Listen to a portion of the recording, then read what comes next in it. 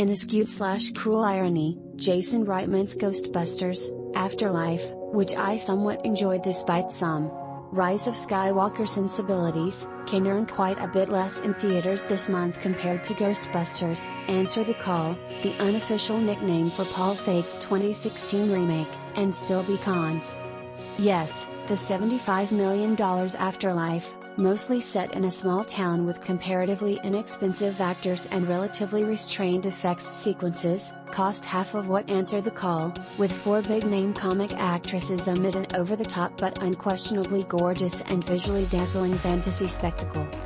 More importantly, Hollywood is even more desperate for multimedia franchises in 2021, amid uncertain pandemic variables and a streaming war, than they were in 2016 when streaming was just starting to suck away casual go-to-the-movies just to see a movie theatergoers. So, why have Sony and friends been so dead set on turning Ghostbusters into a cinematic franchise?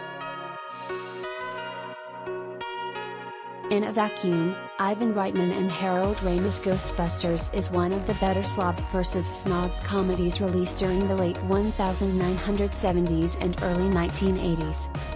It's little guys versus the system sentiments, with some understandable anti-government Reagan-era politics, are in the same sandbox as the likes of Police Academy, an R-rated comedy which spawned 4 kid-targeted sequels, Caddyshack, Stripes, and Animal House.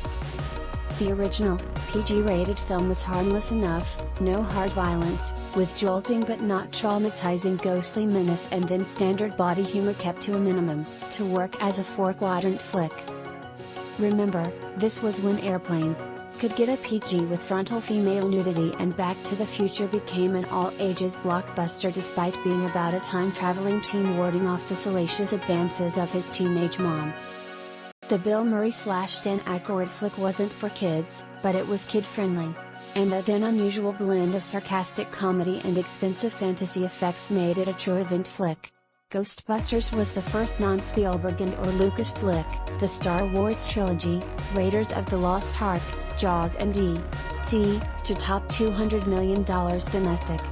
With $229 million from a $13.5 million debut, it was the first post-Star Wars attempt at a big fantasy tentpole that pulled in Star Wars-level box office, followed by Eddie Murphy's R-rated Beverly Hills Cop, $235 million in late 1984, and Back to the Future, $211 million in summer 1985.